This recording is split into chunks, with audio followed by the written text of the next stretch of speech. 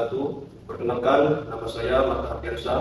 Saya menduduki kelas 4 ibtidaiyah dan saya dengan rekan saya di sini akan mengisi acara podcast dengan rekan saya, yaitu dengan program Santri dan Bulan Suci Ramadan. Semoga podcast kami ini bermanfaat bagi saudara-saudara yang berada di luar sana. Maka jangan lupa podcast kami ini di-subscribe dan di-like di YouTube Pondok Pesantren kami. Dengan itu saya izinkan untuk rekan saya untuk memperkenalkan diri.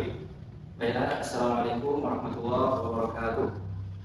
Halo para penonton dimanapun berada, saya Santi Al-Faramain bernama Alfian Farido. Saya menduduki kelas 5 Pondok Ibtidaiyah. Jadi di sini tema kita pada hari ini yaitu adalah kode etik santri. Bagaimana menurut saudara yang telah menjalani kehidupan di pondok pesantren dengan kategori kode etik santri menurut pendapat Anda? Terima kasih kepada Aki Marta telah mempersilahkan kami, telah memberikan kami waktu. Jadi sebenarnya kode etik santri itu lebih kepada akhlak dan adab. Ya, masalah hal ini kita sudah hidup di kehidupan di lingkungan pondok pesantren. Jadi kita telah belajar di pondok pesantren masalah etika, akhlak atau adab. Tanpa kita belajar secara langsung, itu secara tidak langsung kita telah belajar secara sosialisasi. Itu kita telah menjalani kehidupan di pesantren. Akan tetapi untuk menambah wawasan itu sesuai dengan pembelajaran kita telah belajar dengan guru-guru kita. Itu kalau kitab akhlak itu biasanya kita memakai kitab Ta'limul Muta'allim. Di sana diterangkan ada pasal yang menjelaskan faslun fi ta'limil ilmi wa ahlihi.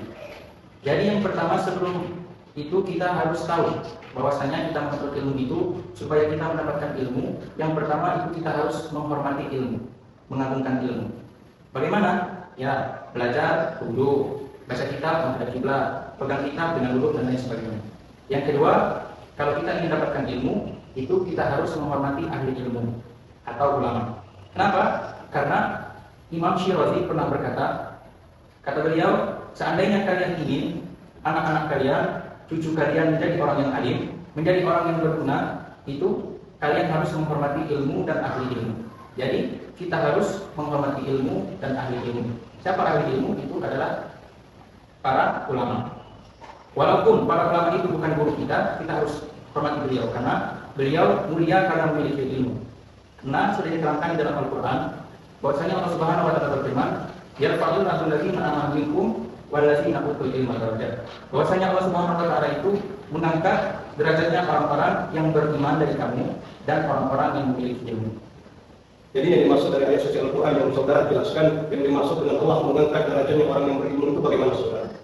Jadi ilmu itu dikatakan oleh Imam Syafi'i, beliau berkata ilmu itu adalah cahayanya Allah. Al-ilmu nurun, kata beliau. Ilmu itu adalah cahaya. Wa nurullah la yuhda lil ma'asi.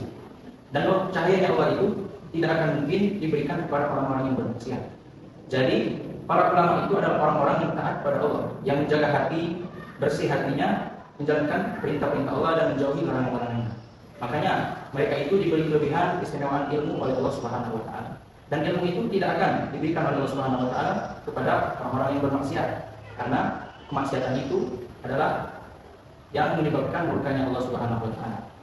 Jadi apa yang kita sampaikan oleh saudara yaitu menjadikan bahwasanya menuntut ilmu itu bukan sekadar untuk materi pembelajaran, tapi yaitu ada namanya kode etik atau adab kepada seorang santri, kepada seorang guru. Bagaimana kalau seorang santri atau seorang siswa kepada temannya, apakah ada yang dijelaskan dalam kitab Ta'limul Muta'allim yang Anda jelaskan tadi? Itu ada ukuran sangkut pautnya untuk dalam keadaan sesama manusia, sesama teman seperjuangan Anda. Jadi kalau kita sesama santri, sama teman, itu sebelum kita berteman itu diterangkan dalam kitab Ta'limul Muta'allim, itu kita harus pilih-pilih dulu dalam mencari teman. Karena teman ini sangat berpengaruh di dalam kehidupan kita.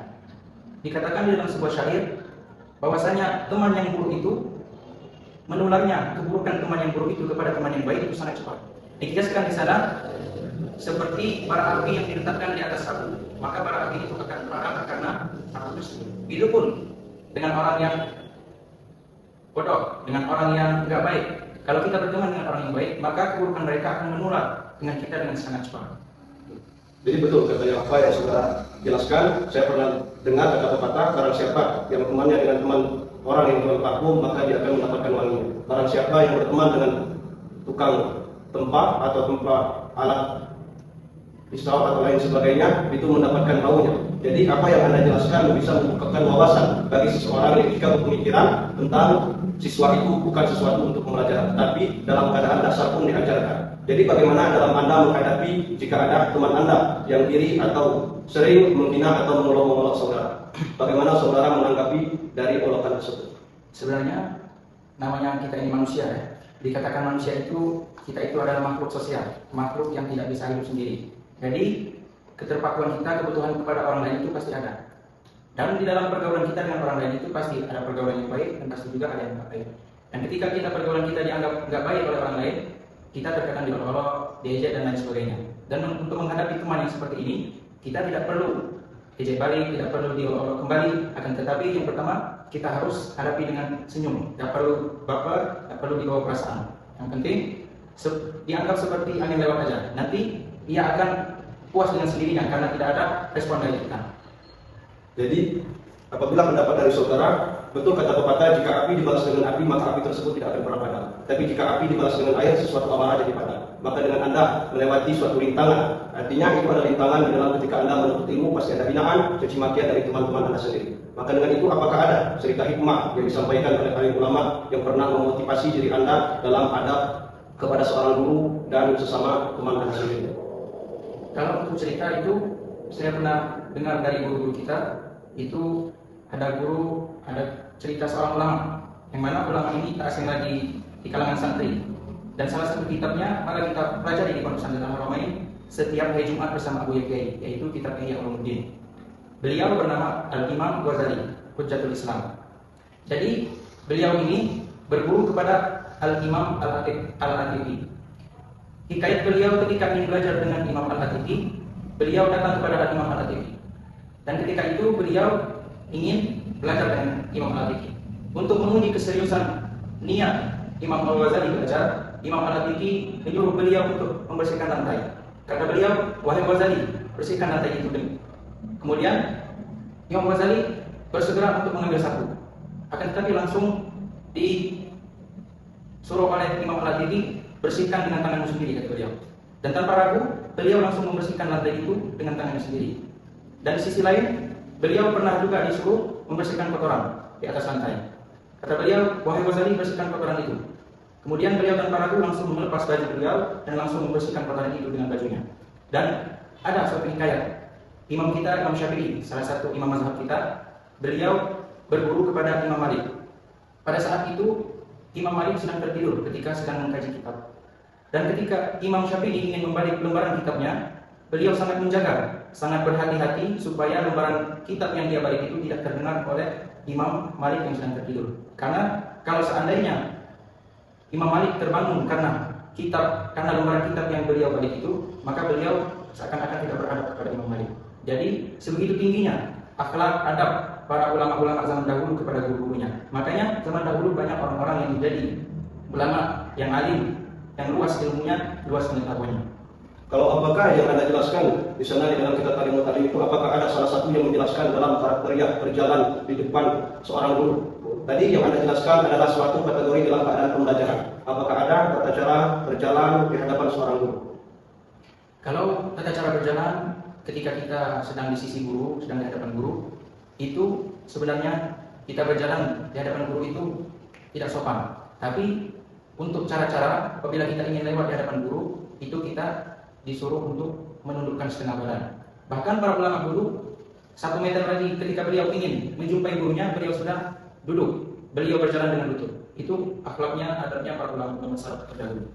Apakah secara pemikiran saudara itu tidak terlalu pemikiran primitif atau terlalu merendahkan? Bagaimana pandangan dari saudara? Anda ceritakan dari sejarah riwayat hikayat dari Imam Ghazali, yaitu adalah beliau melepasin pakaian beliau sendiri, membersihkan kotoran, dan disuruh oleh guru beliau untuk membersihkan kotoran dari tangan beliau. Bagaimana pandangan beliau tentang perihal tersebut? Ya, kita sudah belajar dengan guru-guru kita, itu bukan masalah terlalu merendahkan diri. Itu memang takzim kita kepada orang yang memiliki ilmu. Secara tidak langsung kita takzim kepada ilmu dan orang yang menjaga ilmu tersebut. Jadi itu bukan kita taat kepada manusia, bukan tunduk kepada manusia, tapi kita menghormati apa yang ada di dalam diri mereka, yaitu ilmunya Allah Subhanahu wa taala. Mungkin cukup sekian podcast yang bisa kami sampaikan. Apabila ada yang kata yang salah, itu semata datang dari kami berdua. Apabila yang ada yang bermanfaat bisa disampaikan untuk saudara-saudara, maka kami akhiri. Wassalamualaikum warahmatullahi wabarakatuh.